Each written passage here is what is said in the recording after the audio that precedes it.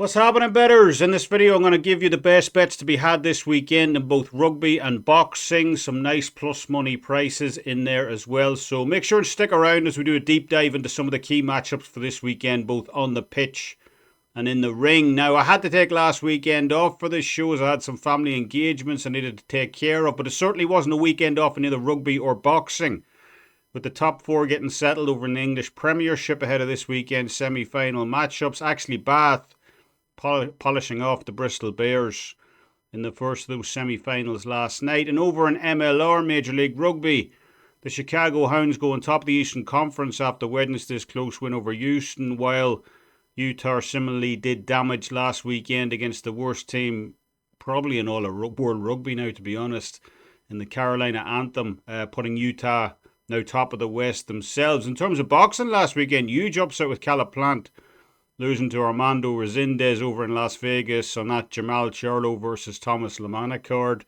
Plant going into that one is anywhere from a minus 2,000 to a minus 2,500 favourite at most books, with Resendez coming back as a sizable plus 1,100 underdog. You know, Plant's a family man now. He mentioned that post-fight. You know, he has a young daughter at home. He's got a son on the way, and he just looks done to me. He had no spark in that fight, no energy. You know, those kind of pity-patty kind of jabs to try and keep Resendez off him. None of them worked, but the Mexican fighter wasn't to be denied and fully deserved the win in my eye. Shouldn't have been anywhere near a split decision. In terms of last weekend's other fight, the main event of that card, Jamal Charlo looked solid in his first fight back, facing Thomas Lamana. He put Lamana down on 3 separate occasions in that fight, but I would caution that performance slightly. At the end of the day, this is, Thomas Lamana we're talking about. He got iced in round 1 against Erislandy Lara a few years ago. Certainly no Pernell Whitaker defensively. And even in that fight last weekend where Charlo did a good job of pressuring him throughout, Lamana caught Charlo with a couple of, quite big overhand rights. So still a bit of work there to do for Charlo in terms of his own defence. He certainly wouldn't want to be caught with them against someone like Canelo or Pacheco down the line. But nonetheless, it was great to see him back in action after that extended break. Because look, when Charlo is at 100%, he is dangerous. He showed that in his almost, kind of pitch perfect performance against Sergey Derevyanchenko a few years back. So, yeah, there's some road ahead for Charlo at 168. And if he keeps making progress, a title shot's no doubt incoming for him. In terms of this weekend's boxing action, however, not a huge weekend overall, but I am intrigued by this Saturday's heavyweight clash over in the UK between Fabio Wardley and Justis Huni on Saturday. It's the old adage, styles really do make fights, and this fight really does pitch two guys with vastly different styles against each other this weekend. Fabio Wardley is in that kind of, Deontay Wilder bracket almost, where he's so unorthodox technically that it's almost a benefit to him in a lot of regards. It's almost like, poker, where throw a semi-pro in there who knows the game and is solid technically, and the real kind of elites of the game will almost take his lunch money. I think back to that Anthony Joshua versus Alexander Usyk first fight over in London, for example, where Joshua, he's an accomplished boxer, no question, but he unwisely started to engage in that kind of lead hand feint battle against an absolute master in Usyk. But you throw a Deontay Wilder in there, and even better, Fabio Wardley against Usyk, and look, I'm not saying he would beat Alexander Usyk by any stretch, just to be clear, but he's so technically awkward that pretty much like throwing a complete novice into the final table of the World Series of Poker, they'd be going, all the pros around there would be going, what is this, what's his game? What's this guy doing? And it might take Usyk, a couple of rounds to figure out what the hell is going on with Fabio Wardley. Kind of similar to Derek Chisora, given Usyk his toughest fight up at heavyweight as well. And Wardley's even more raw than Chisora is technically. So I like Wardley at the end of the day. I think he is dangerous, because of those attributes. He can crack with anybody in the heavyweight division as well. Phenomenal power. Concussive with both hands as well. And that first fight against Fraser Clark should stand him in good stead here as well. Clark was a far better technical boxer than Wardley heading into that one. Far more well-schooled, Olympian. And Wardley really struggled in that first fight as a result. But second time around, straight down route one for Wardley. He absolutely starched Fraser Clark in that first round. Brutal stoppage. So, that experience, look, don't even attempt to box a boxer, should stand Wardley in good stead in this one. But that's exactly who he is facing here on Saturday. You know, Justis Huni moves like a super middleweight in the ring. Great footwork. He can move in and out of range pretty fluidly, and he's fast twitch with both hands as well.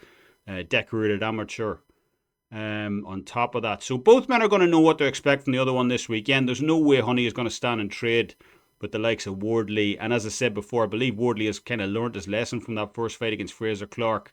You know, he's not even going to attempt to box Huni in this one. So Matador versus Bull on Saturday, that's what makes it such an interesting fight. And it really is all about who can implement their game plan, you know, better in this one. If Wardley can catch and hurt Huni early, then Wardley by stoppage obviously looks like the play here, especially in Wardley's hometown of Ipswich, where, you know, British fights are kind of known for the relatively soft stoppages anyway. But the longer this fight goes on, and if Huni starts frustrating to fatigue Wardley more and more, then plus 470 on Huni to win by decision looks very appealing to me, even in Fabio Wardley's, you know, backyard. A lot of people automatically assume fighting in front of your hometown fans is a good thing, you know, family, close friends and so on. But sometimes it creates unnecessary pressure. People are looking for tickets. You feel more forced to go out and, you know, deliver a display as well than you normally would somewhere like Riyadh, for example. And we look back on Regis Progress' homecoming in New Orleans a couple of years ago, for example, against Danielito Zorrilla.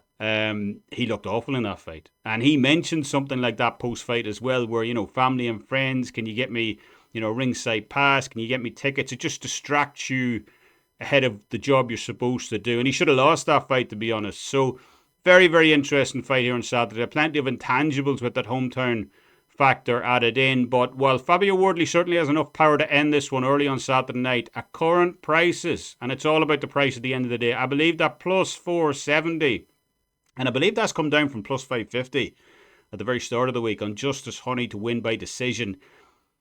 You know, given his boxing ability, that looks just too appealing to pass up here. By the way, if you're enjoying our breakdown so far, please pause the video, give us a thumbs up and subscribe. It's always very much appreciated. Let me know what you're betting down in the comments below as well. In terms of rugby for this weekend, Major League Rugby continues to frustrate. Just the lines. We're recording this early on Saturday morning. Games are on Saturday, obviously, and still no lines up at any of the major books ahead of Saturday's MLR games. So unless we start doing a live show prior to kickoff, or actually, you know, might look at doing an MLR Shorts video perhaps from next weekend onwards prior to kickoff. Let me know if that'll be something you guys will be interested in down below, down in the comments. We could definitely get that done. However, Europe's still in full swing, and I'm looking at Racing 92 over in the French top 14 for this weekend, a plus 12.5. Minus 110 right now over a FanDuel. A few other books have that as well. That looks far too many points here to me on Saturday. Racing 92 are facing Lyon this weekend in the French top 14. And like I said, I think the road team hang around in this one. Racing did lose to Lyon in the Challenge Cup by 14 points last month, but that was a 5-point game with just 7 minutes remaining. Some silly penalty goals near the end of the game were enough to Racing to tank down the stretch, but I don't believe that'll be the case this time around. You know, that loss for Racing last month was one of only 2 losses that they've suffered away from home since early January. Lyon, meanwhile, having lost 4 straight games since that win over Racing. So catching plus 12.5 here looks far too generous to me, and I don't expect that line to be there by game time. So try and lock that in before kickoff. I believe this game is penciled in for 3:05 Eastern time on Saturday. So to recap today's selections, let's take a shot on Justis Huni to win by decision this weekend against Fabio Wardley in their heavyweight fight over in the UK. Huge price, plus 470 there. For a boxing selection. And in rugby, let's take Racing 92 plus 12.5 to cover on the road against Lyon over in the French top 14. If you haven't already, please consider subscribing to the channel, giving the video a thumbs up. It helps us out a ton. And drop your own best bets in the comment section below also. Let's try and build up a bit of a boxing and rugby community over here. That'll do it from me anyway. I hope you guys enjoyed the content. And until next time, slán bhfuil, best of luck on all your bets.